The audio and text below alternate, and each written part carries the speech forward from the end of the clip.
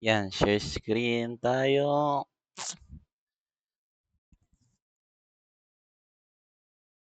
Kita ba ang ating share screen? Kita, guys.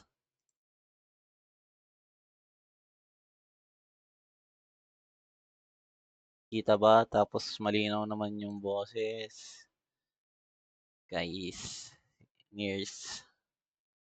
Okay naman, okay na. Nakikita ang ating share screen.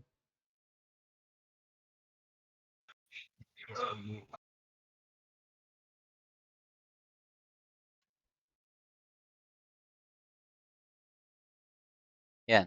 So kung kita naman, malinaw naman ng boss natin. Start tayo. No? So ang ituturo ko ngayon about steel design, which is specifically bolted and welded connection. No? So, ang ano naman, itong topic na to, para lang naman tayo ditong mag strength of materials. Basta marunong ka mag strength of materials, kayang-kaya mo itong maaral, no? Pero bago natin siguro simulan to, ano muna tayo, no? Recap tayo kung paano nga ba naging strength of materials to. So, naalala naman natin kapag ang isang bagay, sabihin natin ito yung isang material, tapos sabihin natin wood, no? Then meron kang force sa gitna. So, pag may force ka sa gitna, paano mo kukunin ng stress dito, Niers? Anong formula na gagamitin dito kapag kukunin mo yung stress na itong bagay na to, Niers? Recap lang tayo, recap. Mhm. P over A. So, tama naman, Niers, no? Pero ano tayo, no? Magiging ano tayo dito? Ngayon, siguro maging strict tayo sa sign convention. Siguro, i-assume natin na kapag compression is negative, no? Then tension is positive. Kasi dito, medyo magiging ano na eh, medyo magiging importante ulit ang sign convention natin kasi nga papasok na naman si compression pati si tension, no? Pero dito kasi sa ano na to, sa figure nga na to, compression lang kaya hindi naman siya sobrang big deal kasi di ka naman makakita ng tension dito, di ba? Tama naman, Ners, no? Pero tama rin naman na P over A, no? Then paano kapag meron na siyang distance from gitna? Sabihin natin nag-adjust yung force mo, pumunta siya dito. Wala na siya sa gitna, no? So paano mo malalaman yung distance niya from gitna, 'di ba? Yun ay tinatawag natin laging eccentricity kahit sa ano, kahit sa HPGE pa 'yon, 'di ba? Naalala niyo yung hydrostatic plate? Ang eccentricity is yung from center of gravity, 'di ba? Pero dito kahit sa center mo na lang tawagin hanggang dun sa distance ng force. Yun yung eccentricity. So ano naman yung formula na gagamitin mo para dito? Anong combined stress formula ang gagamitin mo?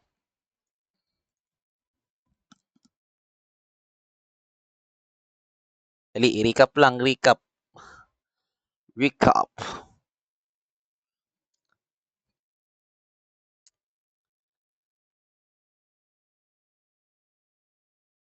P over A. Kanina, di ba? P over A. Nung nasa gitna, tandaan nyo niya, yung word pa lang na sinabi ko kanina nasa gitna, importante na yun na dapat yun yung palatandaan nyo. Kapag nasa gitna, P over A.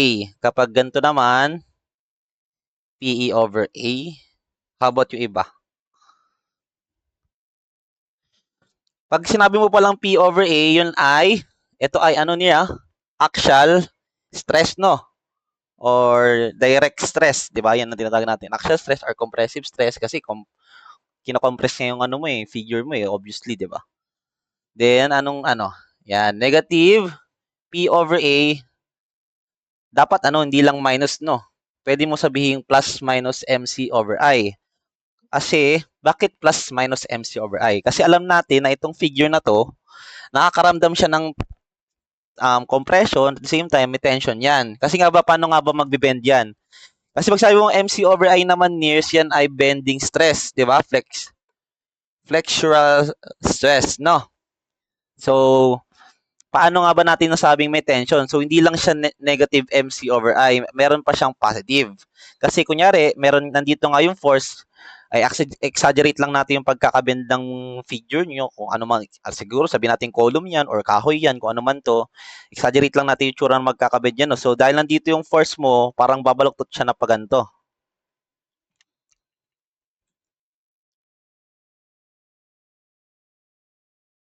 Yan. Then, ito rin, gandun din, no? Ganyan yung mangyari. Yan. Kunyari, pinisil mo to, edi, ganyan nga yung mangyari sa, ano mo, yung dash na yan, ganyan yung mangyari pag exaggerate lang naman, no? Pero wala namang ganyang structure na biglang maging ganyan. No? Pero pinapakita ko lang sa inyo yung mangyari. So, dahil ganyan yung nangyari, alam natin dito sa side na to, ano yan sa side na yan? Yan ay nakakaramdam ng compression. Basta mukha naman siya compression, di ba? Nako-compress siya. So, ito, yan ay nakakaramdam ng compression. Then, dito naman sa kabila, ay alam natin na yan ay nakakaramdam ng tension. Tama ba, Nears? Kaya ako nasabi na negative P over A plus minus MC over I is dahil sa kabila yung tension, compression, which is yung formula na yan, pag kinuha mo dyan, yan ay negative P over A minus MC over I. Then kapag kinuha mo naman yung other side, kung saan yung natitension, yan ay negative P over A pa din, compression. Kasi itong axial load na to, never naman siyang mag-tension, no? So, ang magbabago lang, yung MC over I mo ay magiging positive MC over I. Kasi yung bending niya, yung pagkaka-bend niya, tension, no? The tension side. Pero yung axial load niya, hindi magbabago. Which is compression pa din yan. Kasi parang ang palatandaan ko lang dyan before, para kang nagsasummation force vertical. Di ba kapag nagsasummation force vertical ka, wala ka namang pakialam sa distance, di ba? Pero pag nagmo-moment ka, may pakialam ka sa distance. Pero kapag nag-summation force vertical ka, kahit nasaan pa yung force na yan, wala ka namang pakialam, no? Kung nasaan man, kung nandito man sa kabilang party, kung nasa malayong party man yung force na yan, basta pag nag-summation force vertical ka, kukunin mo yung buong force na yun. Ganun din naman dito. Pag nag-P over A ka, kukunin mo lang yung force niya kahit nasaan ka pa, kahit nasaan pa yung force na yan, then kukunin mo lang yung buo, then alam natin na kung pababa yan, compression yan, no? So, wala naman tayong, bihira lang naman yung mangyari na ang force mo is pataas. O kung pataas naman yan, kunyari nagkataon nga, wala rin namang magiging ganun na force sa, kunyari sa building nga, nagkaroon ng pataas. Wala namang mangyayari ganyan eh, no? So, ang mangyayari dyan, yung P over A mo, magiging positive, no? Kasi nga, tension na yung pinaparamdam nung P over A mo. So, wala siyang kinalaman na sa distance kapag P over A. Wala siyang kinalaman kung malayo man siya sa center or nasa center man siya talaga, no? Okay? Basta kapag yung P over A, kunin mo lang yung total force, no? Nagets ba yun, Nears? Nagets ba tong P over A plus minus MC over I? Then, pag kinuha yung pag tinanong yung combined stress niya, wag niyo nga alisin yung P over A kahit may eccentricity pa kasi minsan nakakalimutan isolve yung P over A. Kala nila kapag wala sa gitna yung force, MC over I na agad. Hindi na sila nag-P over A. Okay? So, yun lang naman yung context natin para dito, yung concept na kailangan natin. Kasi bukod dito, pati rin sa torsion, no? O kapag dito naman sa torsion, paano kapag kinuha yung combined stress nito? Kunyari, yung pinaka-typical na ginagamit na ginagamit na example dito sa torsion is itong shaft. Di ba? May circular shaft ka. Then, may force ka sa gitna. Yan yung force mo sa gitna. So, ano ang yung total stress dito? Ano ang iyong formula, Nears? Yung shaft mo, merong force sa gitna. Ano ang iyong gagamitin?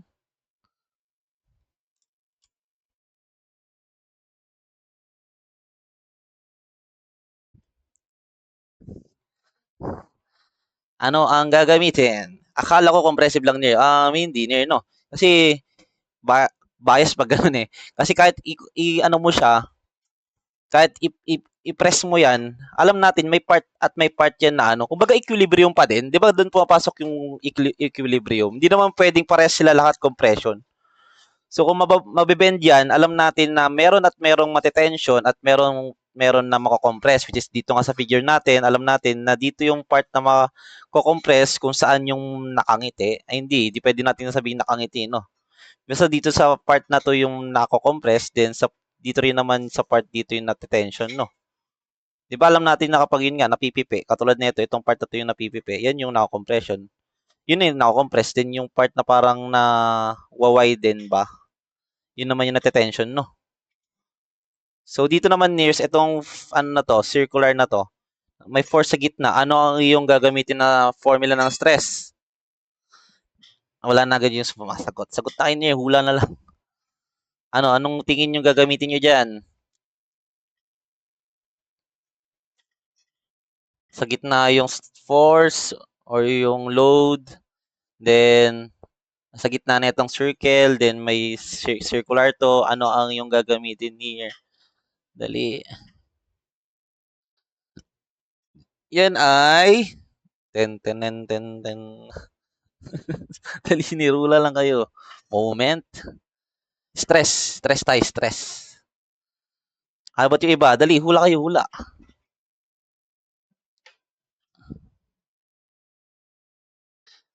Ayan. Para, importante ito niya, tandaan nyo itong mga inaano ko kasi ito yung mga concept na pag talagang naiintindihan nyo na, wala na naman, parang binasic nyo na naman tong topic na to, maniwala kayo sa hindi.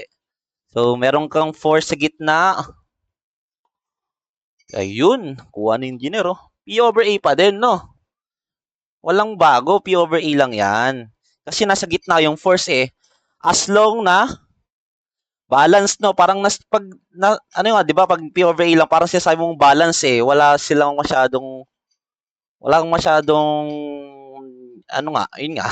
Parang ano nga eh, pinipress mo lang siya sa pinakagitna niya. Hindi ka makakaramdam ng any kind na stress. Ano lang talaga, actual stress lang talaga mararamdam nila, di ba? Pero kapag ulit nagkaroon ng distance yung force mo, sabihin nating umurong yan, iurong natin para o sige na, i-advance yun yung sagot nyo. Nandito na yung force mo, wala na siya sa gitna. Ito eccentricity ulit. Ano ang iyong gagamitin na combined stress?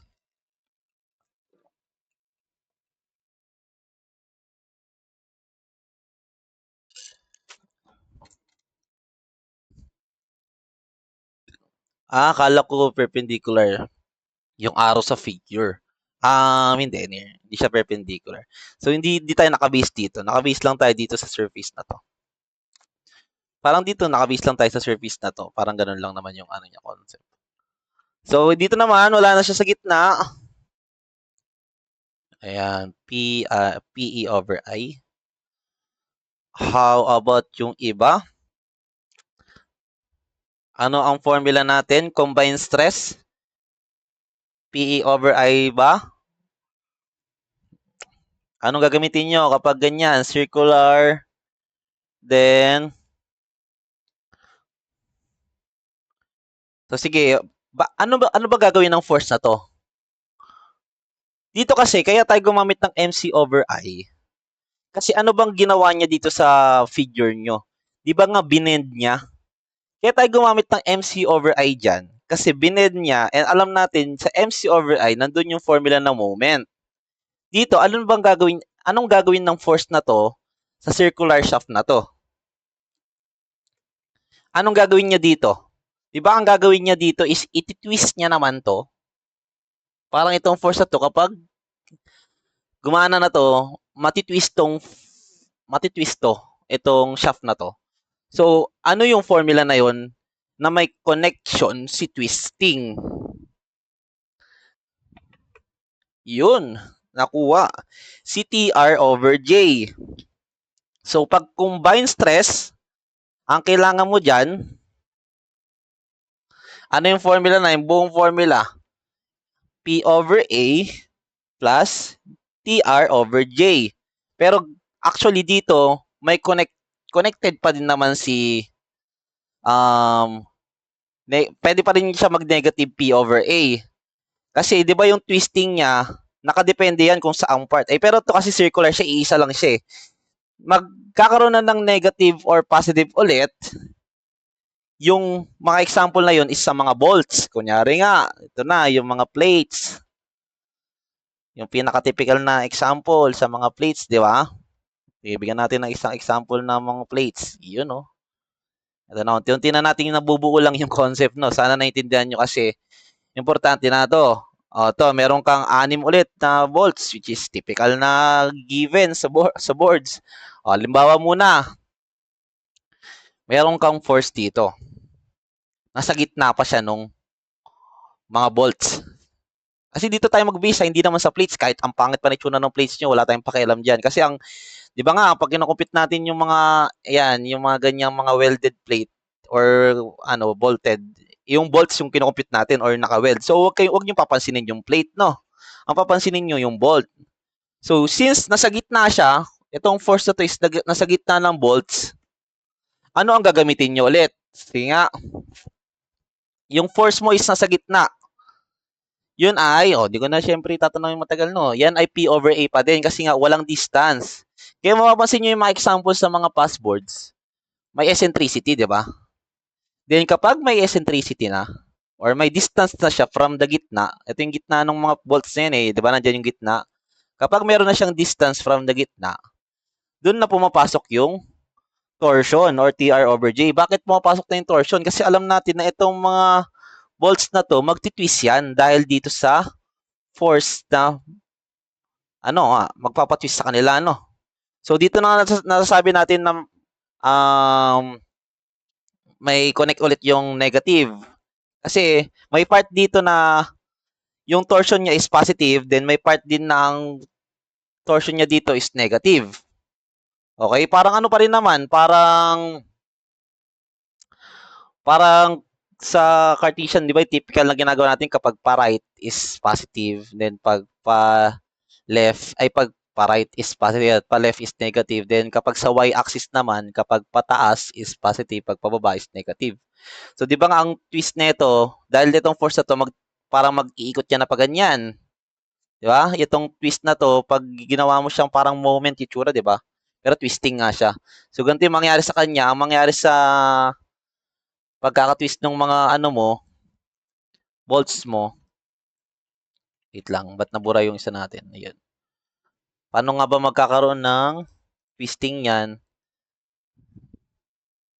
So, yung twisting ng bolts mo, ito, di ba, gaganyan yan, then ito, ganto, then ito, ganto, then ito, ganto, then ito, ganto, then ito, ganyan. Di ba, parang ganyan yung pagkaka-twist nila, So, depende pa yan. Meron pa yan ulit X and Y axis. X and Y, kukunin mo ulit yung X and Y yan, di ba?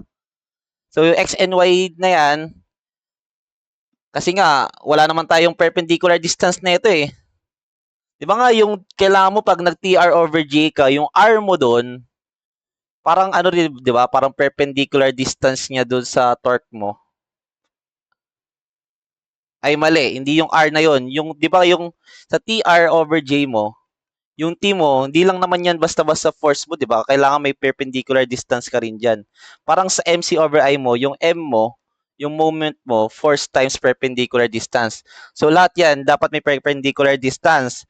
Kung wala kang perpendicular distance, kailangan mo siyang gawing X and Y axis para mas madali mo makuha yung perpendicular distance nila. So, pagkakuha mo nung X and Y force nila due to torsion, doon mo malalaman ngayon kung negative or positive. Kapag pababa, usually yun ay negative kasi parang ginagawa na nga natin pag pababa parang compression, di ba? So negative. Then pag pataas, positive. So parang dito yung may mga positive side, no? Positive to kasi nga X and Y nila, so positive siya. So ganoon lang naman yung mangyari, no? So nagigets ba yung yung idea about naman doon sa torsion?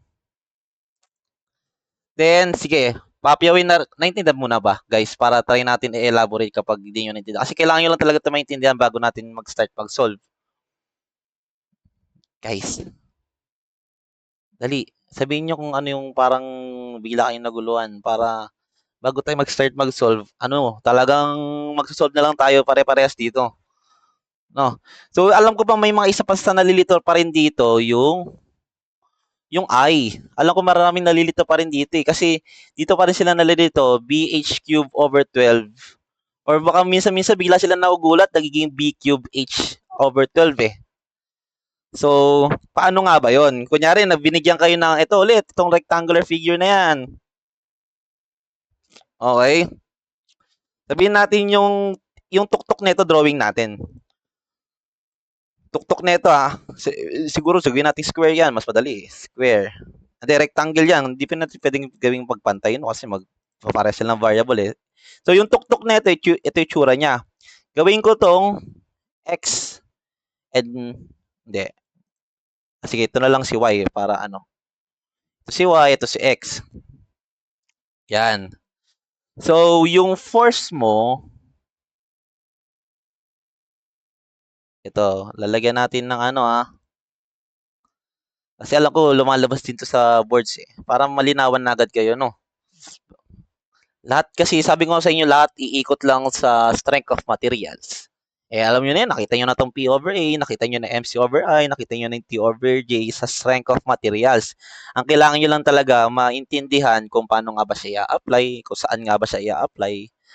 Di ba? Kasi pag naiintindihan nyo, magsosolve na lang kayo, magsosolve, di ba? O sige, ito. Meron kang force halimbawa dito. Then, yung force mo is, sabihin natin nandito. Nandito yung force mo. So, kumbaga, nandito siya sa likod. Kunyari, kung dito mo siya titignan sa sa side view, para siyang nasa gitna, Nasa gitna siya. Pero kapag tinignan mo siya, hindi siya nasa gitna. Pag sa top view, di mo siya makikita nasa gitna, So, ito yung eccentricity niya. Tama? So, kapag dito sa side view, nakikita nyo, nasa gitna siya. Pero kapag nandito siya sa top view, nakikita nyo, nasa likod siya, So, wala siya talaga sa mismong gitna. Kasi kung nasa gitna siya, tapos dito, dapat, para mapunta na sa gitna, nandito siya. Pero hindi nga siya nandyan, Umusog siya dito. Okay?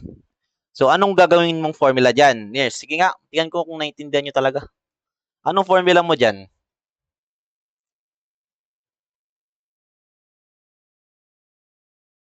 Dali, dali.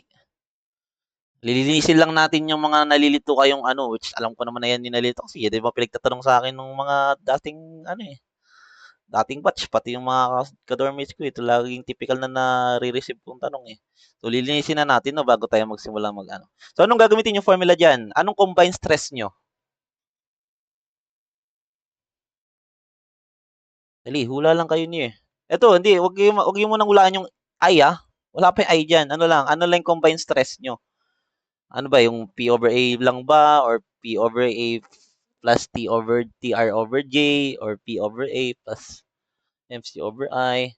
Maging kayo, detail kayo. Wag nyo hindi, sabihin nyo kung plus minus MC over A O sige. Ayan, MC over I. Pero, huwag nyo kakalimutan yung P over A kasi meron pa rin yung compressive. Sabi ko sa inyo, Nears, kahit wala sa gitna yung force, makakaramdam pa rin ng compressive stress yan. Kasi pag sinabi mo lang MC over I, parang sinasabi mo, bending lang yung nararamdaman yan. Di parang nawala na yung compressive stress. Okay, so ang formula niyan is negative P over A plus minus MC over I. Tama? So dito na, para malinis nyo na to. So paano nyo bubuuin yung I nyo? Ito ba ay x cube y over 12 or y cube x over 12? Based sa nakikita ninyo, sabihin natin anong pipiliin nyo, yung 1 or yung 2? O, ito yung figure. Anong pipiliin nyo sa I nyo? Yung x cube y over 12 or yung y cube x over 12?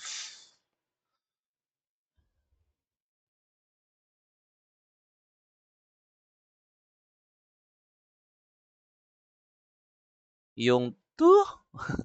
2? About yung iba? Dali. 1. Yun, kalaban na. Ano yung iba? Yung iba pa. Isa pa, dali, para ano? Taga-tiebreaker. Wait lang, ano ba kami nagsasagot din sa Messenger. Kapag nahiya kayo sa chat ha, pwede kayo sa Messenger tanong, ay magsagot. Number 1, oh. So, dalawa yung number 1, isa lang yung number 2. Wala nang iba sasagot. Nasaan po ang force? Ito niya, itong namumula na to, sa top view, ito yung itsura niya. Yan ang force niya dyan. Kasi hindi natin makikita sa side view eh. Kung sa side view, para mo siyang makikita, nasa gitna lang yung force. Then, dito sa top view, makikita mo, nasa likod pala siya ng gitna. So, ano ang pipiliin mo dyan? Yung 1 or yung 2? Para sa eye mo.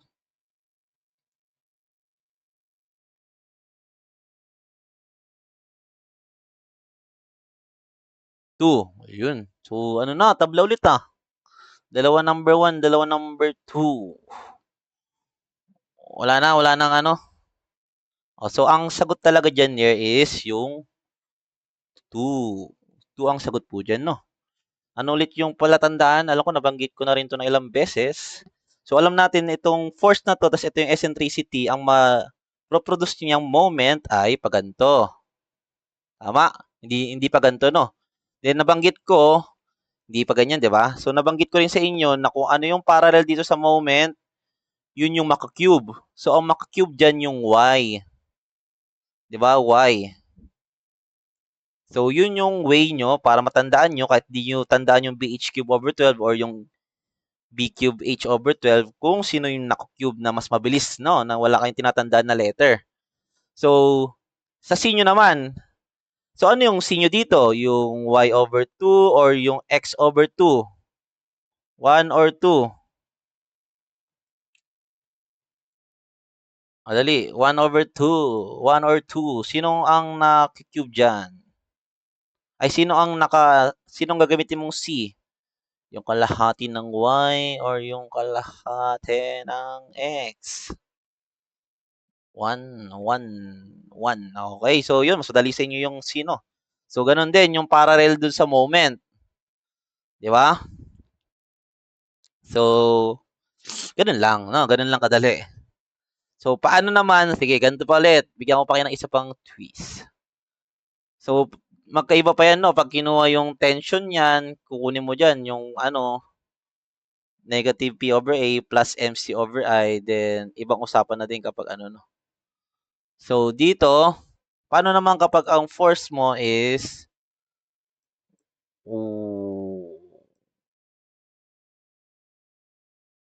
nandito yung mo, nandito yung force mo. Which is, alam ko lumabas na rin to sa boards eh. Ayan, so di lang to sa X nag-adjust kundi sa Y din, no? Sa Y, hindi, di lang sa Y nag-adjust kundi sa X din. So may eccentricity ka dito, may eccentricity ka din sa kabila. So ano nang formula mo diyan?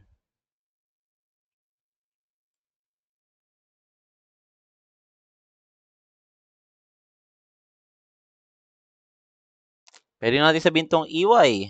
Kasi distance siya about Y, di ba? Pwede mo rin sabihin tong EX. Basta kung paano mo lang siya naintindihan, yes, di nyo kailangan magkabisado na kung anong pinapakabisado sa inyo ng mga nagtuturo sa inyo. Kasi ako, ganyan din lang ako, di ba? Kaya ako siya nasabing EY kasi yung distance niya about Y, di ba? Ay along Y. Di ba nga, Y-axis to. So, kung distance ko is along Y, di EY, di ba? Pag dito naman, along X yung distance ko, di EX. Di ba?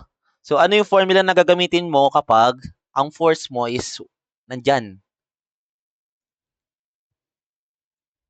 Sige nga. Ano ang formula mo? Hindi na siya basta-basta sa y-axis o along y-axis lang yung force, kundi umalis na rin siya dun, no? Wala na siya sa x-axis, wala na siya sa y-axis. So, ano ang formula na gagamitin mo?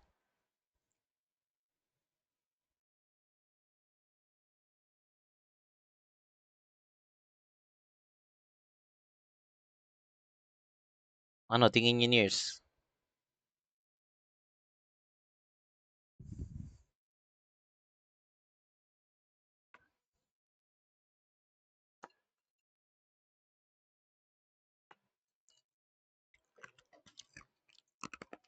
Ayun, no? Kompletong-kompleto, ah. Yan. Parang sasagot pa si Engineer Folax. So, okay na yan. So, tama naman yung sinagot ni Engineer, no? O, baka against ka niya. Dali, hintayin na siya. So, okay na ba? So, yun nga, no? Negative P over A. Yan. Then, yung bending niya dito sa about yung eccentricity sa X, then yung eccentricity sa Y, gagamitin niya mo yan both, no? So, kaya delay ako niya. Okay lang niya. So, dalawang MC over I kasi nga, yung pag-bending niya is, may bending siya dito, then may bending din siya dito. So, I hope, siguro hindi ko na rin i-elaborate sobra, hindi na kayo malilito kung sino yung naka-cube, no? Kung gagawin mo dito yung, sige nga, i-ano ko na rin, baka kita ko na, bigla ka rin kayo magkamali sa I eh. Sige, negative P over A. Sabi ko sa inyo, yung P over A na yan, hindi na magbabago na compressive yan, ha? Kaya laging negative yan. Kasi wala naman kayong nakita kahit sa totoong buhay na bigla kayong yung force is pa-tension. Ano naman magiging reason bakit magiging tension yung force ng isang column mo, di ba? Kaya usually, typical compression, no? Kaya negative lagi yan, ha? Unless biglang naman nasabi talaga na tension yung force or nakita mo papalayo yung force, no? So, plus, minus, ano yung una niya nilagay? mx e over y. So, dito sa mx, moment about x ba yan? So, sige, mxe, so moment about x. So, ito yung kay ey ba yan? Kay ey ba yung mx niya? Kasi mx ano, di ba? Ayan, mxey nga, tama. Di ko lang pala nakita. So, ey, ayan. So, kung mxey, ano yung I mo dyan? Anong I mo dyan, Nir? Sige nga, tingnan nga natin kung talagang ano nyo na. Nabatak nyo na yung ano. Yung moment of inertia. Kasi alam ko dyan lang marami nalilito. Alam ko kahit sa group, marami magtatanong yan eh. Anong I mo dito? Para kay mxey. Ano yung naka-cube na lang? Di ba? X or Y dyan. Sino yung naka-cube dito? Si X or si Y?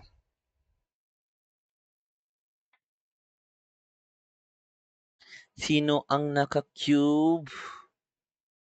Si Y. Ayun, business engineer, no? Tama. Ang Y yung naka-cube, no? Oh, tama. Yung Y na cube kasi yung EY na yan, nakita natin yan, yung distance niya, yung Y niya, do ang moment niya, ito. So, nabanggit ko naman kung ano yung parallel. E di yun yung, ano, kung ano yung parallel, yun yung parallel sa moment, ayun yung, ano, naka-cube, no? Ganon din yung, ano, wait lang, nakalimutan mo niya si C. Kung ano, wala kang C dyan. Hindi. Oh, hindi pwedeng, ano pa lang to eh, itong M, oh, baka malito kayo, no? Hindi pala pwede yan, hindi pala yan. Dapat ito ay P times EY. Tapos yung CC, huwag nyo kalimutan na. Parang medyo nakakalito yung sulat pala ni engineer. No, MXEY.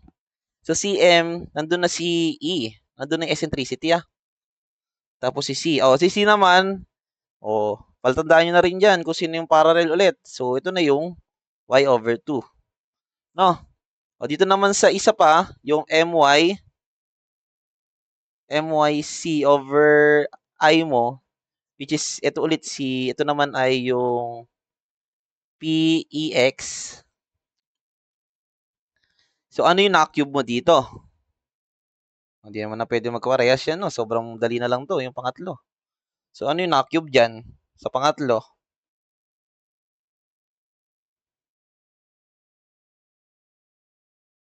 Ano yung naka-cube dyan, Nears?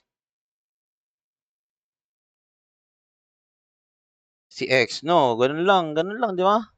Huwag na kayo malilito, huwag na encounter kayo ng problem sa, passwords na papasolve sa inyo, tapos parang nalilito kayo kung sino nga ba yung naka-cube.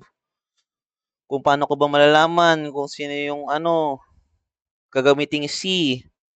Kasi ang typical lang naman talaga na naisip natin, 'di ba? Kada may force, ang ang gagamitin mong C kalahati ng height, 'di ba? Tapos sa BH cube over 12 yung yung may cube, di ba? Kasi nga naman, sa beam, typical sa itsura ng beam, ang force natin is nandito. Di ba? Kung titingnan natin sa view, sa side view, ganito, di ba? Uniform load. Then ito yung front view. So, anong nangyari dito sa beam natin? Nagbe-bend siya ng paganto. Di ba? Ganyan yung bend niya. So, kung ganyan yung bend niya, parang yung pagkaka-bend mo dito sa titignan natin is parang ganyan itsura niya, di ba? Hmm. Di ba ganyan? Kaya nga nag-bend ng ganito. So, ganito yung pagkaka-twist ng moment. Di ba? So, kung ganyan, parallel niya yung H, kaya lagi nagagamit si H. Di ba? Kaya nga pag ginagamit moment of inertia, BH cube over 12 lagi. Di ba? Kasi nga, yung pag naka-base naman talaga siya kung paano nag-bend yung beam mo. Kaya hindi lang laging si H yung laging naka-cube, no? Nagigets ba, Nears? Malinaw na ba to? Malinaw na? Hindi na ba kayo malilito dito? Lahat yan, lumabas na to sa boards, no? Kaya kailangan yung maintindihan. Wala na kayo dapat dito, kinalilituan. O baka yung iba dyan, nalihiya lang magsabi, saan pa ba nalilito dito? Which is, alam nyo na dapat yung P over A, alam nyo na MC over I, alam nyo na TR over J. Guys, okay na ba? Okay na ba kayo, Nears? Naintindihan na ba?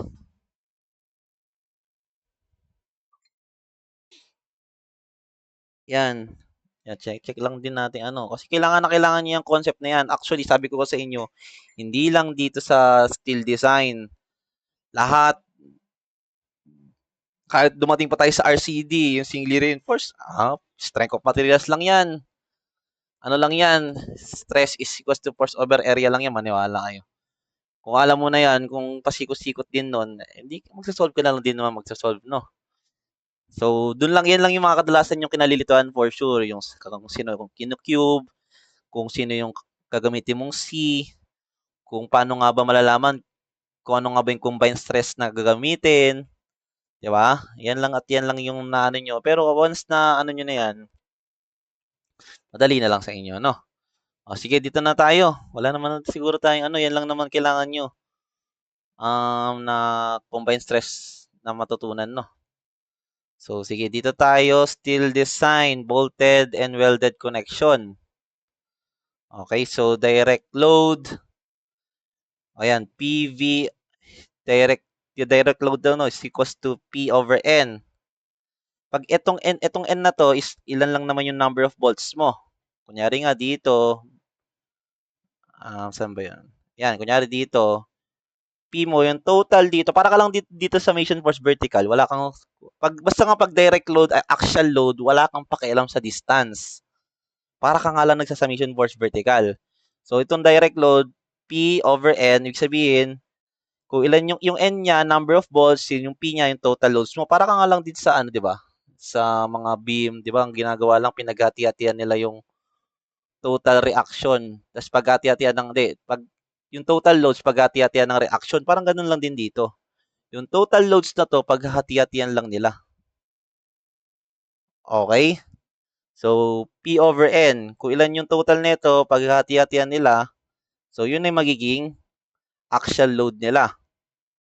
So, hindi pa yun yung total, no? Kasi meron pa silang torsion na mararamdaman kasi nga merong eccentricity yan. Pero kunyari itong P na to is nasa gitna, kunyari itong P wala siyang eccentricity, ang gagawin mo lang para makuha mo yung total force na nararamdaman nila, edi i-divide mo lang kung ilan yung volts. So 1, 2, 3, 4, 5, 6, 7, 8. So, i-divide mo lang sa 8, yun ay sagot. Pero dun lang talaga umihirap dahil meron ngang merong eccentricity, no? Pero kung wala eccentricity, mas madali lang sana yan kasi nga P over N ka lang. Bakit hindi na A? Kasi sobrang liit naman na ng area na itong na to, 'di ba? Volts na to. So parang nine-neglect na. So pero sige, mamaya na natin i-elaborate 'yun, no. Okay, yan. Kaya mapapansin niyo, torsion naman P Tx is equals to Try over J. So mapapansin niyo para siyang naka no, X and Y. Kasi 'di ba parang alam yung resultant tapos pag Di ba yung resultant, ang ginagawa, pag wala kang distance, para sa pag nag-moment ka, kinukuha mo yung X and Y force, di ba? So, ganun din dito. Kaya mapapansin nyo, meron siyang X torsion due to X, then torsion sa Y, kasi nga, wala kang distance, wala kang perpendicular distance. Okay? Ganun lang din yung concept niya. Kaya mapapansin nyo, dalawa yung torsion natin, no? Then, yan, total force acting on bolts and weld. Yan, ito naman, resultant para makuha mo na yung total. So, lahat ng X, pagsasamahin mo, then itong PV kasi na to, yan lang naman yung galing sa direct load, which is pa-vertical din yan. Kaya kasama niya yung torsion na pa-vertical din. Parang ang nangyari dyan, ganito years. Ito yung bolts mo, then ito yung torsion niya nung una, no? Nagkaroon siya ng torsion, then ito yung, sabihin natin bolts yan, ha? Gawin natin bolts para, bilog lang. Ito yung bolts mo. Yan. Then, meron siyang torsion. Dahil, yan yung torsion niya, no? Nagkaroon siya ng ganyan dahil sa torsion. Then, wala nga tayong perpendicular distance, kaya kinukuha natin yung X and Y torsion niya, di ba? Then, sige, wala na to. Kasi, kinuha mo na X and Y eh. Then, meron ka pang axial load. So, meron ka pang isa. Ito yung due to axial load, yung hindi pa kasama si eccentricity. Kumbaga dito nga, di ba, parang CP over A muna siya. O, ito yun. Ito yung parang CP over A muna, no? Then, itong dalawang to, ito yung due to torsion naman. So, ang ginawa dito, pinagsama yung Y, then pinagsama si X para ka Pythagorean theorem. Kaya mapapansin mo dito, total force acting on bolt weld. Yan o, resultant. Para ka lang dito nag-Pythagorean, pinagsama mo lahat ng X, plus pinagsama mo lahat ng Y. Nagigets ba dito, Nils? Sa unang apat na to? Dali, para titingnan natin kung ano. Pag daw isang figure torsion, if dalawang figure bending. Ano niya? Pag daw isang figure, ano ba example nun? Yung dalawang figure bending? Ito ba yun? Ito meron akong example ng bending, pero hindi ko masabi kung dahil ba dalawang figure. Ito bending, may gagawin ka dito ng bending eh. Itong pina to, dahil dito, magbe-bend siya dito. Kasi para siyang di ba? Magkakaroon siya ng stress itong mga bolt na to. Yung bolts niya sa ano ba to? Bolts niya sa itong part ng girder. Dahil sa force na to, mabebend tong mga to, itong bolts na to. Paano dalawang figure niya? Medyo hindi ko na-gets yun. Pero yun, na-gets ba tong ano na to? Unang apat na bago tayo mag-proceed sa polar moment of inertia?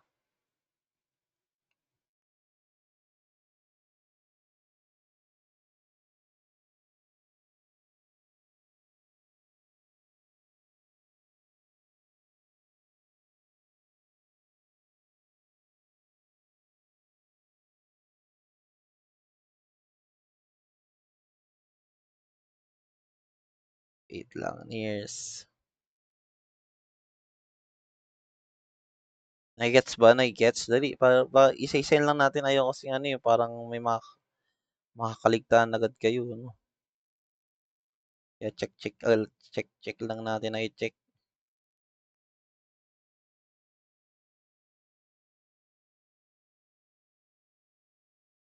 Yan, next naman dito tayo sa polar moment. Wala naman kayong sige. Sa polar moment naman, ayan, alam niyo na rin yung formula ng polar moment, di ba? Ix plus Iy. Ayan, nakita niyo naman dito yung mga iti-take note nyo for bolts and piles. Yung area mo doon is equivalent to 1 mm na lang. Kaya mapapansin nyo, hindi na siya P over A, no? Parang P over N na lang. Parang nagbibilang ka na lang kung ilan sila. Kasi nga, ang pinaka-reason dito, sa sobrang liit naman na ng area ng bolts, parang nineneglect mo na, parang alam mo na siyang hindi naman na talaga siya makakaambag sa pag-resist nung force na mararamdaman or stress na mararamdaman. So, wala na siyang kinalaman. So, nineneglect mo na yung area. Kaya parang ini-equals mo siya sa 1. Nagme-make sense naman, no? Kasi kunyari nga, kung volts alone lang, tas may force, parang madali naman na talaga masisira yan, no? So, nine-neglect mo na lang yung area. So, equals to 1 na lang siya, no? Then, sa moment of inertia naman, 0 na, no? Kasi, ganun din yung concept niya. So, sobrang liit naman ng radius, di ba? Ang gagawin mo sa I of moment of inertia, pi d raised to 4 over 64. Okay? Anong mangyayari dito? Sa sobrang liit ng diameter, kunyari naka-mm yan, itong ano na to, anong usual na ginagamit na natin dito? Naka-meters na yan, di ba? Yung eccentricity, naka-meters. So, medyo malayo na yung, kung i-convert mo tong diameter into meters, tapos naka-raised to 4 pa, magiging 0.000 something yan. So, 0.00 something times no sa ilan, sa pi over 64 is 0. Kaya maka-cancel na lang din.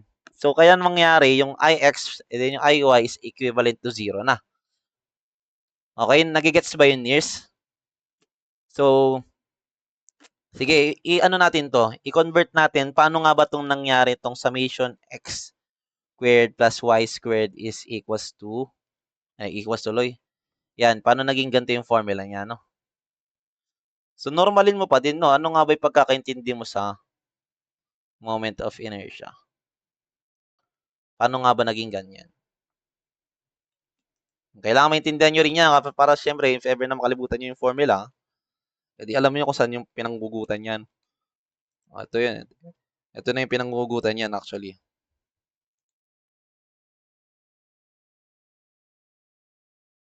Yan, kailangan natin tong polar moment, di ba, sa TR over J. Di ba? Yung TR over J, yung J dun, yun yung polar moment. So, itong J na to, ano natin, i-expand natin. Yung Ix1, yung Ix na yan, pi over 4, ay pi d raised to 4 over 64. Then, plus area. Kay x muna. AD squared yan. AD squared yan, di ba? Distance x squared na lang. Plus, yung kay Iy naman, baliktad. Dapat yung kay Ix is yung y. Y. Yan. Then, yung ano naman, yung kay Iy naman, ganun pa rin. Pi d raised to 4 over 64. Then, area x squared naman, no? Yan. Kasi ang polar moment na to, kada ano yan, di ba? Kada volts kinukuha mo. Kaya mamasin yung summation sa dulo. Kasi lahat naman ng volts kukunin mo. Hindi lang yung iisang volts. Yan. So, yung, di ba nga, itong y na to, naka-meters yan. Kaya itong d raised to 4 na to, kapag ginawa mo meters yung value niyan, kunyari, ang value niyan is 60 mm. Ilan ba yung mga typical na diameter ng volts? Sabihin natin ano ba yung mga given dito. Ayan, 25 mm volts. Kunyari, naka 25 mm yan. Tapos, i-convert mo pa into meters. Tapos, i-raise to 4 mo pa. So, ilan lang yun? Yung 0.00 something, times mo pa sa ni-raise mo pa sa 4, edi sobrang liit na niyan, no? 0.0000000 na yan. So, kaya para hindi mo na isulat, edi i-zero mo na. So, cancel na yan. Cancel na rin to. Ganon din yung mangyari sa x eh. Pares lang naman sila oh. Diameter na gagamitin. Then yung area, ganon din yung concept niya. So, sobrang liit na rin ng area. Pag kinonvert mo siya into meters ulit, sobrang liit na. So, para hindi naman makancel na maging 0, edi equals mo lang sa 1, no? So, naging 1. Okay? So, itong idea na to guys, yung I plus AY squared is ano lang naman yan, no? Na alam nyo na yan, di ba? Moment of inertia. Then ito, kung alam nyo na kung paano nangyari yung itong formula na to, yung summation of x squared plus y squared. Nagets ba to, Niers, kung paano nangyari yung polar moment para sa volts and tiles? Niers?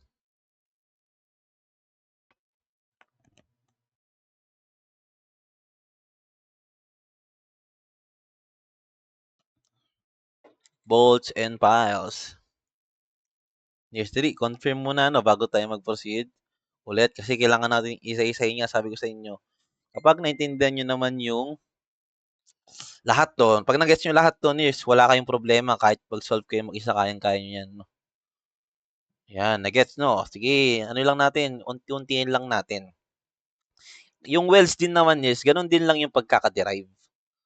Okay, nagsimula ulit sa Ix plus Iy kasi nga polar moment, then nagka-cancel-cancel lang ulit, then lumabas na yung formula 'no. Sige, pakita ko pa rin sa inyo para ano 'no, wala kayong mami-miss out if ever na makalimutan niyo yung derived formula. Katulad niyan, kunyari makalimutan niyo dun sa dulo yung summation of L cube over 12 plus L times x squared plus y squared. Alam niyo kung saan kayo huhugot ng ano, ng formula. Hindi rin malabong may times na makalimutan niyo. Encounter ko din naman yung nagre-review ako. So, alam ko kasi kung saan ako ano, kung saan ko kukunin yung formula. So, saan ko i-derive. O, doon ka lang ulit magsisimula sa J is equals to Ix plus Iy. Okay, yung typical lang na alam mo sa ano, sa moment of inertia. O, so expand ulit natin 'yan.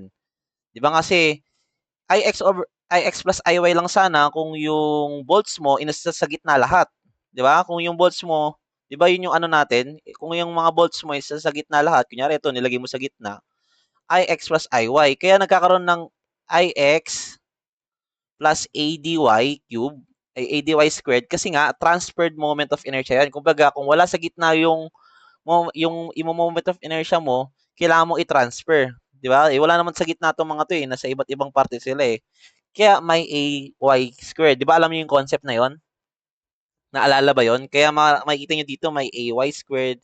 Then sa IY, meron pang IY plus AX squared. Kasi nga, wala sila sa gitna, no? Unless sa gitna sila lahat, kunyari nilagay niyo sila sa gitna, hindi mo na kailangan mag AX squared or AY squared, no? So, expand natin to. Para to sa weld, yung weld naman, kunyari ito yung weld mo. Isang part ng welding, di ba ano to? Thickness, then ito yung length. So, dito, sa IX mo muna, parang normal lang no, yung length yung naka-cube pag IX, di ba? So, ano dito? TL cube over 12 plus, ano to? TL. Then, y squared. Yan. Then, yung isa naman sa IY naman, yung T naman yung naka-cube, no? So, T cube L over 12 plus TL x squared naman.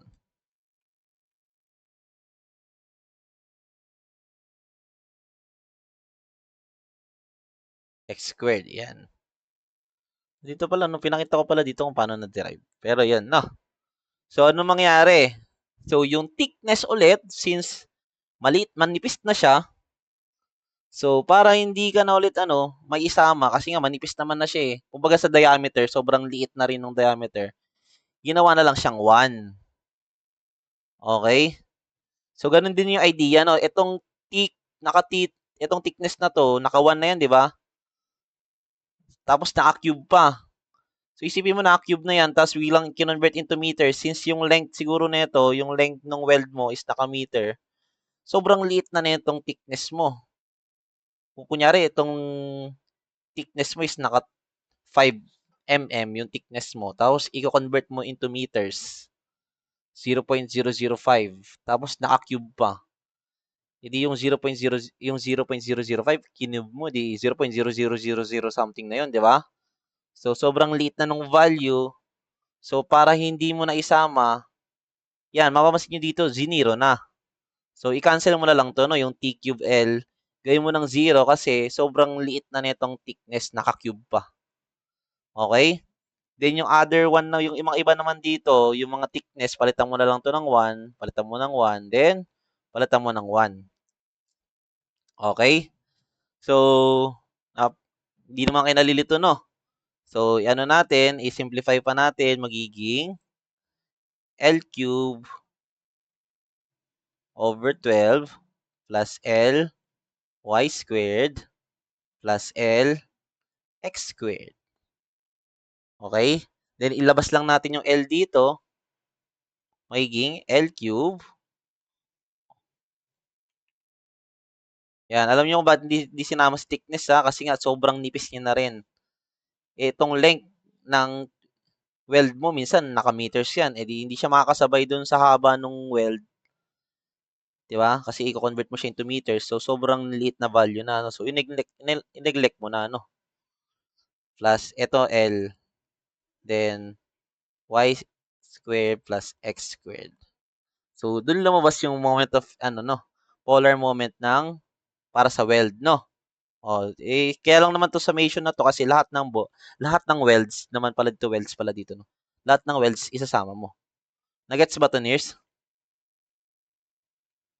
Okay, naintindihan ba to? Itong formula?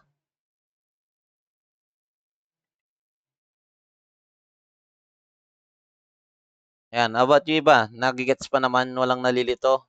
Lahat nakakasabay.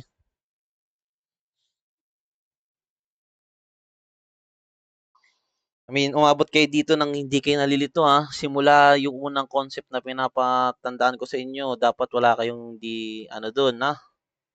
Hindi naintindihan. Kasi nga sabi ko sa inyo, ay lang naman yung magiging way para magets nyo lahat para dito, no? Okay. Sure kayo ha. O, ito naman. O, so, ang formula mo ulit dito, yung mangyari, since meron niyang torsion, magto-torque yung, hindi, ano muna, no? P over N lang sana. Ulitin ko, kaya naging N yan kasi nga, P over A naman talaga yun dapat. Pero, pero since, naman, hindi na nga malaki yung area nung neglect nyo na, no? So, kung ilan sila, kung, itong, kunyari, i-compute mo isang volts since, kunyari, wala siyang eccentricity, nandito lang sa gitna, P over N lang, sapat na yon, makukuha mo na yung required force para sa isang volt. Pero pag kinuha mo pa yung required stress para sa isang volt, i-divide mo pa sa area. Okay? Pero kapag TR over, pag naman, may eccentricity, P over N plus minus TR over J. Kasi nga ito, may tendency mag-twist yan, yung mga yan, yung volts na yan, dahil dito sa force na to, no? Obviously naman, twist ang napoproduce nito, no? Hindi bending. Wala naman ikaw, kahit imagination mo, kahit idiin mo yung imagination mo, never magbe-bending tong mga to, no? So, kaya twisting lang talaga ang mararamdaman nila. So, axial load, pati twisting, no? So, yun yung both na mararamdaman. Kaya pag kinuha mo yung combined stress na mararamdaman nito is axial, pati yung torsion, no? So, pag kinuha mo yung TR over J neto near is yung unit mo is naka-force pa lang, no? Kasi is, baka malito kayo. Di ba nga, yung unit kasi nung polar moment ng yung typical, di ba ang typical na unit ng polar moment is naka-mm raised to 4. Tama ba? Then dito kasi, di ba nga may mga kinancel ka dito, yung iba ginawa mong 1. Di ba? So yung volts dito, yung polar moment is naka squared lang. Di ba? Kasi nga x squared plus y squared lang. Naalala nyo ba yun? Yung sa polar moment ng, ayan o. Di ba yung polar moment nito is x squared plus y squared. So ang unit lang yan is naka squared. Then dito naman sa weld, so mag-iiba din yung unit netong polar nila. Ang unit naman nito is naka cube. Kasi nga, yan o, L cube naman, no? Pero kapag yung typical lang, yung ginagamit natin polar moment para sa isang beam talaga, kunyari hindi para sa weld, hindi para sa volts, yung para sa beam, ang unit naman ng polar moment doon is raised to 4. So, wag kayong mag-stick agad sa unit ng, alam ko kasi usually ang naisip nyo kasing torsion stress, naka-MPa na agad eh. So, nakadepende pa yun, no? So, ano na lang natin, mamaya mas maintindihan nyo kapag, yun na, may solving na tayo. So, dito naman, makikita nyo dito, may Caltech naman, no? So, dito rin, ituturo ko sa inyo kung paano yung Caltech nito para mas mapabilis yung pagsosolve. So, kung paano yung ginagawa natin sa statics, kung naalala yung ginagawa natin sa statics, yun lang din yung gagawin natin. Paano yung ginagawa natin sa statics? Diba, ito yung O kung hindi nyo pa napapanood yung statics sa yung Caltech doon, o kung kailangan nyo panoorin if ever na hindi nyo pa napapanood kasi mas maintindihan nyo syempre kapag pinanood nyo. So yung statics, ang gagawin natin doon, ito yung starting point mo. Yan, di ba yan yung starting point mo? Then, ganito yung ikot niya, di ba? Pag ganyan, clockwise lang yung ano natin, value natin sa angle natin. Di ba? Force, then yung angle mo. So, kunyari, gusto mong kunin, meron kang force dito, sabi natin ito, then yung force mo, force P, angle, negative 270 yan, di ba? Negative 270 tuloy. 270 lang, no? Angle 270. Di ba? Kasi nga from dito hanggang dito, yan ay 270. Pero pwede rin naman natin siya sabihin P, angle negative 90. Kasi nga kung gusto mo naman sa kabila mag-start, yan ay negative 90. Basta pag clockwise naman, gagawin mo lang negative, no? Ayan, so ganun yung gagawin mo para dito sa P over N, then angle theta. Then ito naman sa PTX, parang ang concept naman dito, wala kang angle pero meron kang X and Y component. Parang wala kang polar, pero meron kang X and Y, ay yung rectangular meron ka. Yun yung gagamitin mo, no? Kaya nakita mo, Y at X naman dito, instead na angle. Kumbaga, yung parang ginagawa nating concept dun sa mga walang angle, ang ginagawa natin, kinukuha natin yung distance. Nai-gets ba, Nears? Hindi yun naman kailangan sobrang munang maintindihan kasi pa nag-solve tayo for sure, dun yun na siya maintindihan yung Caltech. Pero naiintindihan ba lahat dito, Nears, bago tayo proceed?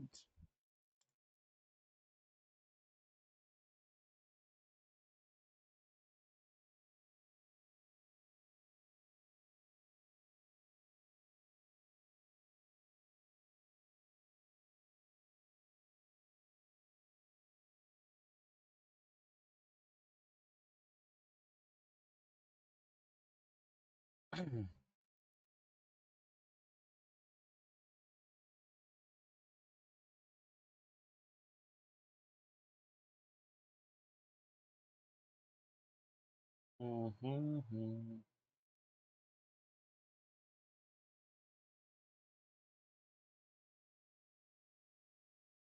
Nears, nai-gets niyo pa ba? Dali na. Sa video lang para kampante akong nakakasabay kayo. Kasi sabi ko nga sa inyo, kapag naiintindihan nyo naman ito lahat, ayan, akala ko ano na eh, wala na eh. Sige, papakita natin, tingnan natin na kung talagang nakakasabay kayo ha. Eh, siyempre, magsasagot na tayo, ano pa bang gagawin natin? Wait lang. Paano ba itong ilalagay ito sa isang ano? Hindi kayang iyan eh.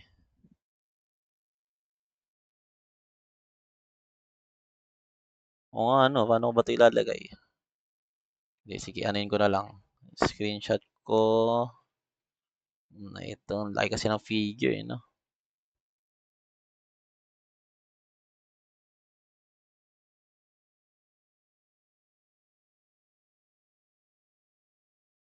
You sure kayo niya? I mean, yung talagang malinaw na malinaw sa inyo, ah. Hindi yung parang may bumabagabag sa isip nyo, o may parang hindi talaga kayo nahihiya lang kayo magsabi, sabihin nyo na agad sa message, or kung nahihiya nga kayo sa chat box, sa messenger nyo sabihin, baka may ano lang kayo, kasi baka yung inisip nyo, yung pa yung magiging rason para hindi kayo makasabay, no? Okay. Kaya maganda, malinaw lahat bago tayo mag-proceed. Okay. Naisip nyo na kung paano yung kalakaran sa P over A plus minus MC over I, kung paano kalakaran dun sa TR over J, P over A plus TR over J, kung kailan magiging negative, kung sino yung naka-cube, kung ano yung, kung saan yung, sinong gagamiting C, sa J, kung sino yung gagamiting ganito. Yan, lahat yun dapat alam nyo kasi, alam, pare-pares lang naman gagawin dito. Tingnan na lang natin, no? So, number 1, the beam shown in the figure is connected to the gear there. So, parang ito yung, ano ba? Ito yung side view. Di ba, kumbaga ito yung drawing natin to. Simplehan lang natin. Di ba kasi yung beam pati girder, pares lang naman silang di ba? Horizontal sa surface. Kasi ito yung column. Sabihin natin, ito yung column. Ano pinagkaiba tingin nyo ng beam pati girder? Sa mga nag-actual dyan. Ang beam at ang girder, ano pinagkaiba?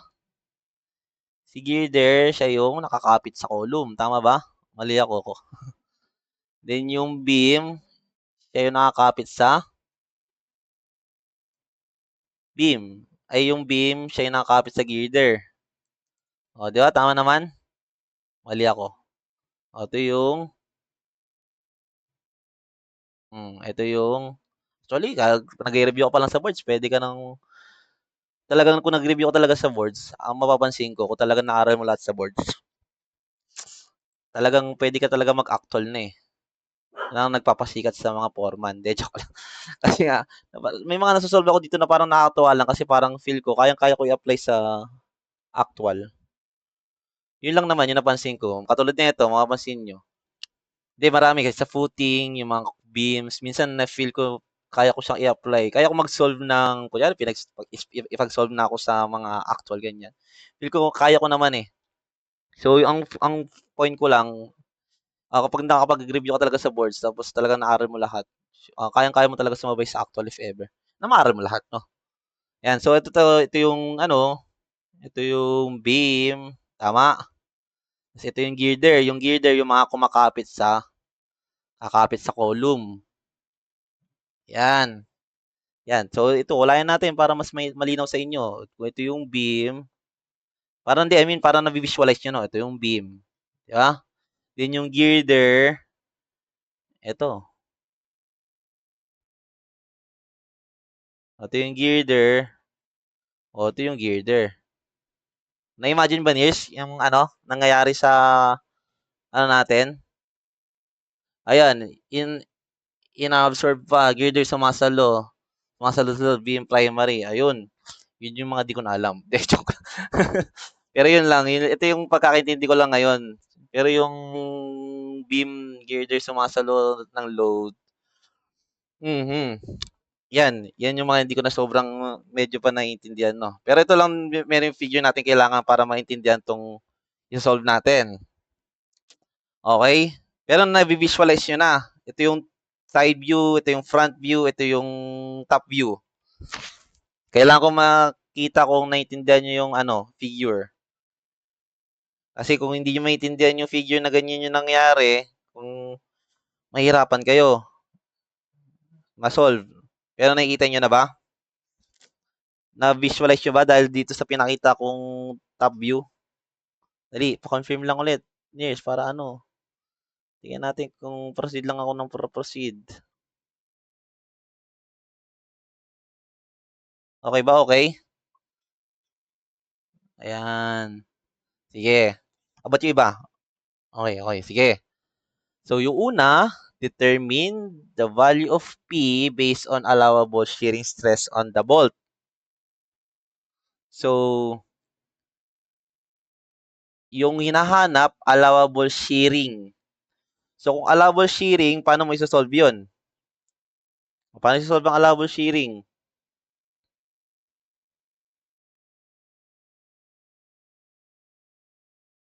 Paano, Niers?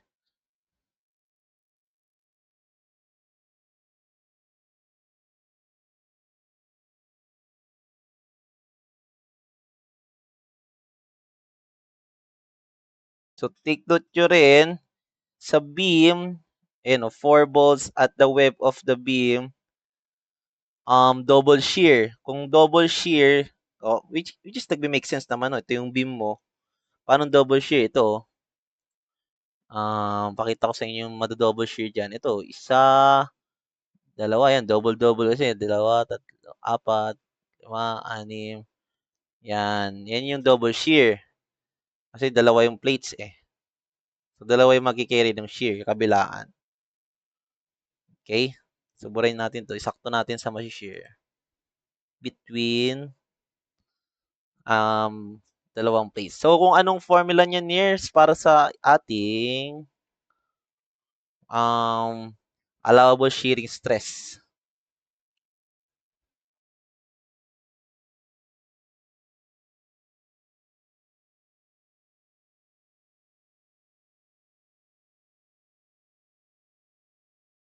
So, yung formula ay, syempre, typical, F over A. Okay? So, yung P yung hinahanap, no? So, meron ka dito allowable shearing stress ng bolt which is 125. O, ito yung, 'di ba yung shearing stress yan? Then, is naka-MPa, so mag-stick tayo sa unit bago mo i-convert mamaya. So, F over A. So, anong area mo dyan, Nears? Ang area mo dyan,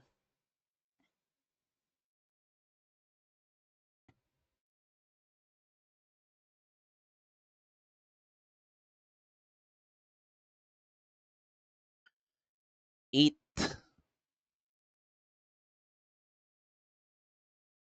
Ilan area mo dyan? Dito muna tayo sa double shear. Kasi dapat dalawa i-check natin yan, di ba? Ito rin sa beam. Okay, so pag doon sa double shear muna, dalawang apat, kasi double shear. Apat lang sila dapat sa beam, pero double shear. So, 8. Dalawang apat, 8 times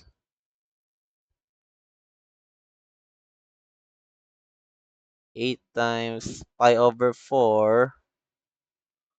Then, yung bolts nung beam, pares lang ba sila ng bolts? 25 mm din. Okay, 25 mm lahat. So, 25 mm squared. So, ilan yung F para dito sa beam? 490.9. So, tignan din natin yung sa isa. Itong sa girder. Di naman pwedeng tayong bias lang, no? Wala naman sinabi ditong neglect natin yung girder. Tama? Oo. Unless sinabi niya dito, i-neglect natin yung bolts sa girder. So, dapat titignan din natin pati sa girder. O, dito nga lang, dito sa girder, pares lang. Ilan sa girder? 8 naman sila, no? Pero hindi siya double shear. So, kaya pala di na natin kailangang i-solve.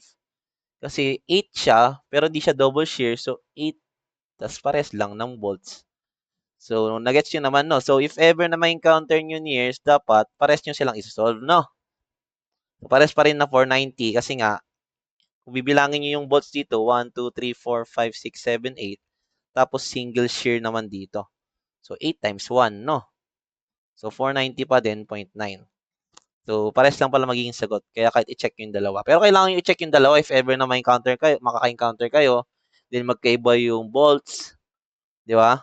So, kailangan nyo i-check yung dalawa, no? Nagets ba, Nears? Nagets? 874. Sige, 3 decimal natin.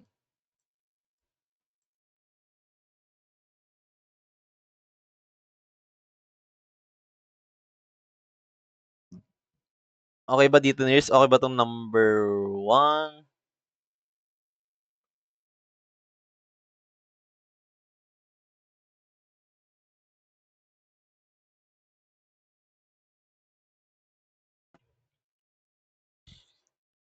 Okay, so sana nagets nyo, no? Next tayo, determine the value of P based on allowable bearing stress on projected area. So, paano naman magkakaroon ng bearing stress? Dahil sa force na to, edi,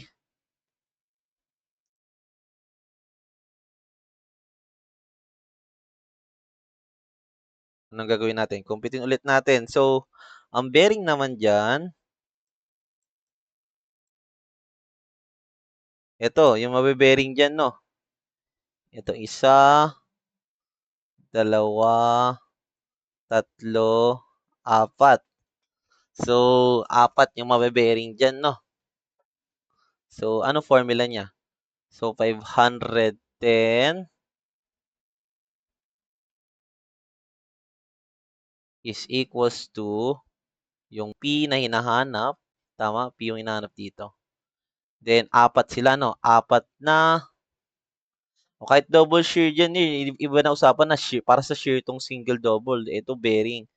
Bearing na usapan. So, apat lang sila, no? Okay, times 2 nyo rin, eh. So, apat na. Ano yung formula ng bearing para sinimplify na? Yun ay diameter times thickness ng web. Dito naman.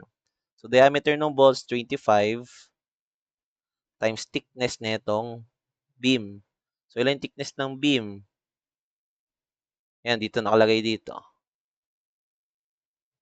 Ay, hindi. Hindi nakalagay. Saan nakalagay yung thickness ng beam? Ito. Thickness ng girder to, 16. Thickness ng beam is 10. Ayan, nakalagay 10, no? So, 10.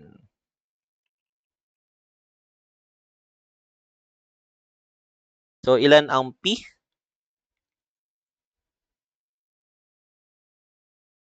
510. Ako, magad niya. 510? Yung sagot? Pares lang. Naka-kilonewton na yan, no? 510, tapos 510 to. Ano yun? Coincidence lang. Sige. Ito, syempre, sabi ko nga, huwag kayong bias. Tingnan niyo pa rin yung girder, no? Pero mabilis lang naman, eh. Kayo, check niyo pa rin sa girder, no? So, sa girder naman, ilan yung ma, ano, mabe-bearing? Ito, 1, 2, 3, 4, 5, 6, 7, 8. So, 8, no? Kaya dito pa lang, 8. Alam ko ng 8, di na ito mapipili kasi masyadong malaki yung bibigay nitong P. So, 25 ulit times thickness naman ng girder. Thickness ng girder, 16 mm, no? So hindi na ito mapipili. So, ilan itong P dito? O, ba't hindi natin pipiliin yung malaking P? Alam niyo na rin rason kasi ilang beses na tayo di ba? Nag sasagot ng mga ganitong safety na to. Di ba? So, alam natin na kaya pipiliin natin yung 510 kasi mas safe. So, si 510 dapat. Di ba? Kasi allowable pinag-usapan nyo. Pag sinabi mong allowable, yan yung pinaka-maximum na kayang i-carry nung ano mo. O kahit wala dyan si 1020, alam nyo dapat na yung mas maliit yung pipiliin nyo. Okay? Nagets ba niyo? Nagets? O, dito naman, if P is equals to 450, what is the maximum tensile stress in the bolt attached to the web of the girder?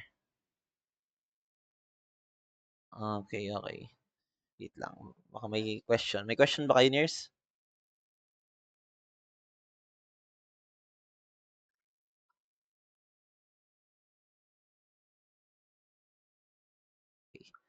So, wala namang question. So, yeah, maximum tensile stress in the bolt.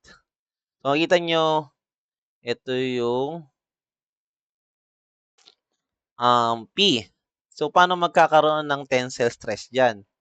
So, alam nyo, pag hinila, pag ito, kunyari, pinatungan nyo to. O, kunyari, pinatungan nyo para mas ma-imagine nyo lang. Gagawin natin to para mas ma-imagine nyo. Kunyari, pinatungan nyo ng kamay nyo. Pinatungan nyo yan ng kamay nyo. Itong bolts ng mga to, para silang luluha, di ba? Kunyari, ano ka dito? Umupo ka dito. Itong mga bolts na to, para silang matetension. Nai-imagine ba, Nirs? Parang ito, gustong lumabas. So, lumabas nito, gusto lumabas nito. Na-imagine ba pag ito pinatungan nyo, kunyari pare-pares kayong nakatayo dito, possible itong bolts na to magsialisan if ever na marupok na. Tama? Ito ang mga na-stress yung mga bolts na to. Kasi pag kunyari natanggal yung bolts na yan, so wala ka, maano to, masisira tong beam na to. Gets ba, Nears? Na-visualize nyo ba? Gusto ko kasi ma-visualize nyo eh. Kahit wala tayong 3D, 3D figure. Na-imagine ba, Nirs? Kunyari, tumalon-talon ka dito sa beam na to. Ito, tumalon ka dito. Then itong mga bolts na to, may stress. Tama? Guys, sagot kayo guys para confirm natin. Yan, ayun. At isa na lang. So, alam din natin na kung sino yung nasa pinakamataas, kunyari ito, si pinakamataas, siya yung pinaka na-stress. Tama? Ito yung nasa pinakamataas, siya yung pinaka may stress. At alam natin na siya yung unang susuko dyan, if ever. Kasi kunyari, dito nga, pinatungan mo to. Siya yung unang matatanggal, then susunod lang to. Di ba? Susunod lang yan, then susunod lang to, hanggang dito sa dulo. Di ba? Pero alam natin, ito yung pinaka may mapupdos na stress. Alam natin siya yung pinakaunang mapupuruhan dyan, bago yung nasa dulo. Di ba? Kasi parang nakasupport lang to eh. Na-imagine naman, no? So, yun yung mangyayari dyan. O, sana na-imagine nyo, no, Nirs? So, parang ano rin yan, parang triangular stress lang yan. Yan. So, drawing natin, ito triangle yan. Triangular stress. Yan. Alam natin sa pinakadulo, siya yung may less na stress. Kasi dito, imagine nyo na lang, no? Kunyari, pinatungan mo yan, ito yung may siya yung pinaka na-stress, yung pinakaunang bolts. Siya yung unang matatanggal, then susunod lang to, susunod lang to, susunod lang to. No? O, sige. Paano natin i-solve yan? Sinabi dito, maximum tensile stress nung bolt. So, paano mo kukumpitin yan, Nir? Kung maximum tensile stress ng bolt.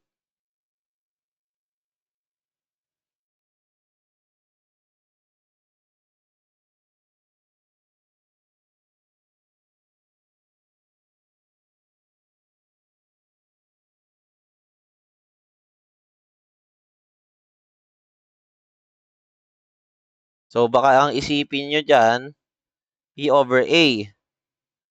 Pero mali yun, no, Nirs? Kasi, ang nararamdaman niya na dito is parang moment. Bakit? Kasi meron yung P mo, merong eccentricity. Yan, eccentricity. Then parang yung dahil dyan sa force na yan, na nabebend sila no napaganto. Parang ang nangyayari sa beam mo is na-force na maging ganto, no? Diba? Kasi nga, kunyari, tinulak mo to, so parang ganito yung nangyari, no? Kasi kung inisip mo lang is P over A, parang inisip mo lang yung force is ganito lang yung nangyari. Tinutulak sila pababa. Pero alam natin na dahil dito, pag dito mo pinatungan yan, nagkakaroon ng moment yan. Nai-imagine ba yung difference, Niers? So, moment yan, no? Kahit sinabi niya ditong maximum tensile lang. Okay, kasi usually, tensile, baka isipin nyo P over A lang yan. Pero kahit tensile lang yung hinahanap, kung titingnan natin yung figure, ano yung nangyayari? Nagkakaroon ng moment, no? Naiintindihan ba, Niers? Guys, naiintindihan nyo ba? No? So, proceed lang tayo. Ano ulit yung formula ng moment? Tensile stress na nararamdaman nung netong ano mo nga, no? Figure mo. So, 4 MC over I. So, yung M mo, which is yung mag-stick tayo, di ba, MPA. Stick ulit tayo, balik tayo sa Newton, tapos MM. So, ang M mo is P times eccentricity. Yung P mo dyan, yung 450. So, gawin natin Newton. 450 times 1,000 para maging Newton. Then, yung E mo, kasi nga, moment, force times distance, no? Then, yung E mo, eccentricity, nung distance, 60, no? Ito, nakalagay 60. So, 60. So, ito yung tanong. Ano mo dyan? Ano ang C mo dyan, Nears?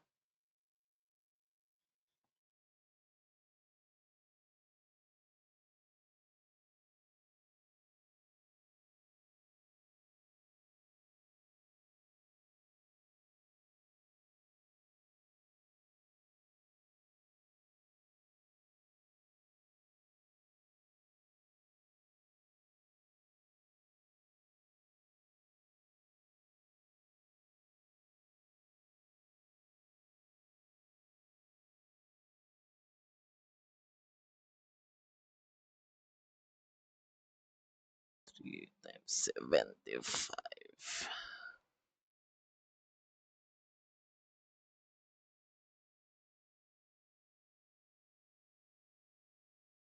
Okay, so ang C mo diyan, siyempre 'di ba nga ano ulit yung ano hinahanap? Maximum. So kung maximum ang hinahanap, Nirs, baka isipin niyo kalahati po ng C kasi nakasanayan ko, eh. So, ano ba talaga? So ang maximum near is from 0, 'di ba? From neutral axis hanggang dun sa maximum. Pero iba ang nangyayari dito, 'di ba? Nandito yung 0 mo, which is dito sa ano na 'to. Nandiyan ang 0 mo, yung pinakawalang nararamdaman hanggang dito sa may pinakanararamdaman. So, yan ang kailangan mong distance. Kasi nandito yung maximum mo, 'di ba? Ito yung maximum, yung may napupuruan. So, paano mo makuha yung distance niyan? From dito, which is 375 plus 40. Tama ba, Nirs? 375 plus 40. Nandun yung maximum na napupuruhan. Pero di ba 375 lang? Wait, alam ko 375 plus 40. Bakit nasama pati yung 375 lang dapat? Tama, no? From dito, 0. I think sinama pati yung dito sa baba. Kasi dito yung 0 eh. So, itong pinaka-last na bolt din, meron nararamdaman yan. So, para mas malinaw kayo, Nirs. So, dito, ang ating distance. Ayusin natin. Ito ang distance niya. Dito yung 0, no? Ayan, kung titingnan niyo yung ano, moment diagram para sa tensile. Ganyan siya, no? So, kaya 40 plus 375. So, 40 plus 375. Then, yung I nyo near, hindi pa pala natin nakuha yung R nyo, no? O, kunin nyo lang yung moment of inertia. So, paano mo kunin yung moment of inertia nung volts? O, di ba nga, naalala nyo dun sa polar moment para sa volts, x squared plus y squared. Yan lang yung polar moment, di ba? Then, alam natin na ito ay galing sa IY. Ito yung galing sa IX. Okay? Naalala ba yan? O, ngayon, kung kukunin mo lang pala si para kay IX to, di ba? IX. IX to kasi, dito yung force mo sa taas eh. Then, yung parallel ulit, which is yung pagkakaano mo kasi sa beam, ang parallel niya, kahit na ganyan yan, ano, baka hindi nyo na naman ma-imagine, eh, no? O, ganito siya. O, parallel siya sa, hindi, baka isipin nyo, ano eh. Ito kasi yung force, di ba? Ito yung so, ito yung moment. Di ba? Ganito rin eh. I mean, basta alam nyo yung ang parallel siya dito sa height. Tama. So, kung ganun, IX yung gagamitin natin. So, wala namang problema kahit ganito lang siya or nakaganto. Basta alam nyo siya na parallel siya sa height, no? Yung moment. So, IX yung gagamitin natin. Therefore, yung Y, yung kukunin natin. Yung Y squared lang. So, parang summation ng Y squared ang kukunin natin. So, isa-isayin natin yung Y squared. Ano nga bang Y squared yan? Siyempre, lahat ng bolts. Hindi dito sa girder, bolts dito sa beam. So, isa-isayin natin.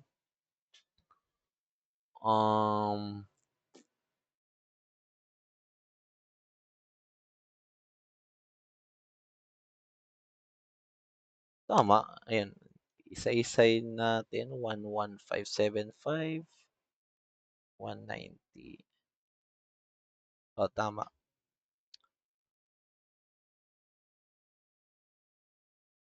Bakit may 2 dun? Wait.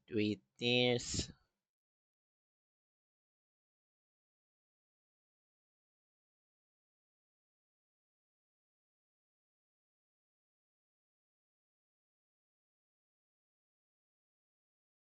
Hmm? Sa B.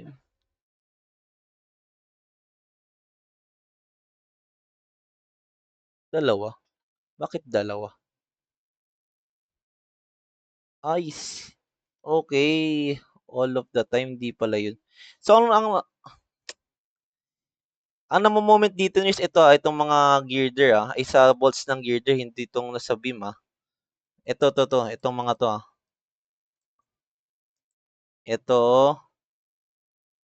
Ito. Silang nati-tension na. Ayun nga, tama. O nga lang, tama lang pala, no? Ayan, itong nati-tension. Ito yung nakikita nyo sa front view, ito ngayon sa side view, yung mga bolts na to sa gilid. Hindi ko na pala nabanggit nito yung sa beam, no? So, kaya tigda dalawa, no? So, start tayo dito. Okay, isa-isa lang natin yung bolts. Unahin natin itong nandito sa baba. Then, ang starting point natin, ito. Para sa Y. Kasi ang Y lang naman na yan, di ba yan yung distance nila from the neutral axis. So, ito yung neutral axis natin or yung 0. Nandito yung 0, di ba? So, from dito hanggang dito, which is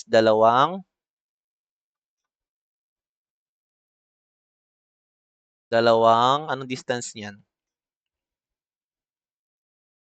Dalawang 40. Yan, dalawang 40. Then, naka-squared yan, di ba? Para sa IX.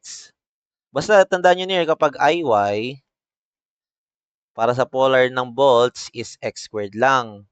Summation ng x squared, no? Summation ng x squared. Then, kapag IX, summation ng y squared. Okay. So, 40 squared plus ito naman, yung dalawang 40 squared, ito na yun, no? So, ito naman, yung dalawa ulit sa taas. So, kaya dalawa na agad, no? So, from dito, sa neutral axis nila hanggang 40 plus 75. So, 40 plus 75 is 115. Tama? Then, plus mo ulit.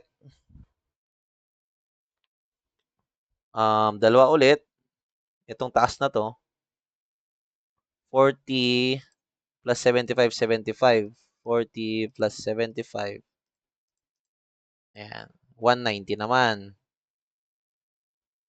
190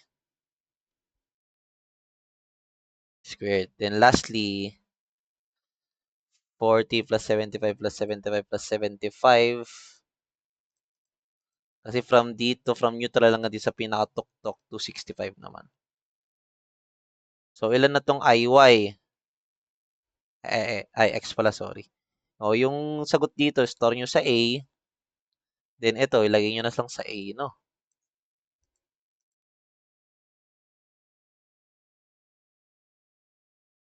So, pagkatapos nyo ilagay sa A, anong sagot na dito?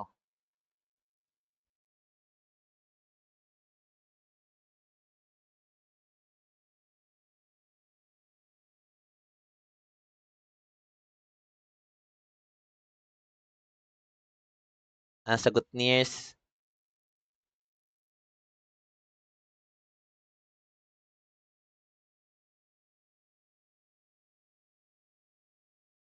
2 times 40 squared plus 2 times 115 squared plus 2 times 190 squared plus 2 times 265 squared. And store nyo sa A.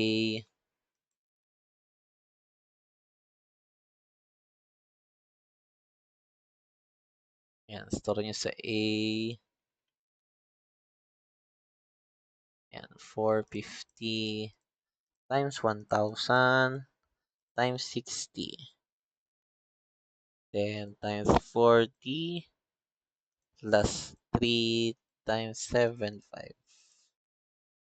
over A 29 2 29529. So gawin natin kilonewton na 29529 29529 kilonewton na. So, yun na ba yung nakuha natin? Naka-ano pa to? Naka-stress. So, para makuha mo naman yung stress, kasi force pa lang to ng isang volts. I mean, sa maximum pa lang yan. Which is itong pinakatuktok na volts pa lang yan. So, ang nakuha nating force na yan, dito yan. Ito yung kinikerry ng isang force na yan. 29529. Yan ang kinikerry ng volts na yan. So, para makuha mo yung stress, i-divide mo lang siya sa area, no? So, ilan yung area ng volts mo? So, ano lang. Stress is equals to 29529. Ano ulit yung ano? Naka, 0.509. Area mo, pi over 4. Then, ano yung diameter ng volts mo? 25 mm squared. Yan. So, divide mo na lang to sa answer. Divide mo sa pi over 4 times 25 squared. 60.157. Yan. So, ang sagot is letter B. Okay? So, ganun lang para dito sa number 1. So, nagets ba to, Niers? Naiintindihan po ba ito? Itong number 1. Kasi kung nagets naman, yun na lang muna tayo, no? So, bukas natin ituloy itong number 2, pati yung number 3 at 4. So, yun. Okay na ba, Niers? So, thank you sa pakikinig ulit ngayong gabi na to. I hope may natutunan ulit kayo, no? Then, unti-unti lang natin. For sure, matatapos natin tong volts na to at welds ng, nai-guess nyo naman talaga. Okay, so di pa natin nagagamit yung Caltech, no? Baka sa number 2 pa to hanggang number 4. No, ito number 2 is pinaka-basic type ng ganitong problem siguro yan. I mean yung number 1 pala. Okay? So, sige Niers, pwede na ulit kayo magpahinga. No? Good luck sa inyong review. Thank you Niers. Thank you sa pagdalo sa live. Pwede nang mag-out Niers.